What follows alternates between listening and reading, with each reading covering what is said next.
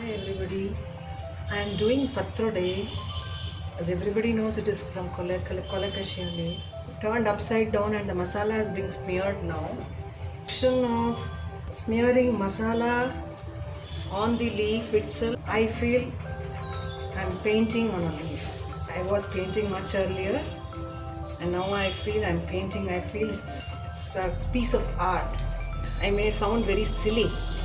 You get some kind of sensory. It's nice to paint on a leaf with a masala. It reminds me that I have to start my painting and my artwork too. Gas I have kept the water for boiling. Now I have to fold this. Hopefully I do it well.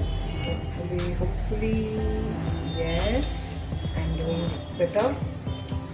It's fun to apply this masala. Some people may consider this as a mess and many of my cousins don't do it. I have fun in doing this. And this is homegrown Colacasia leaves. Enjoy doing this and eating this, of course.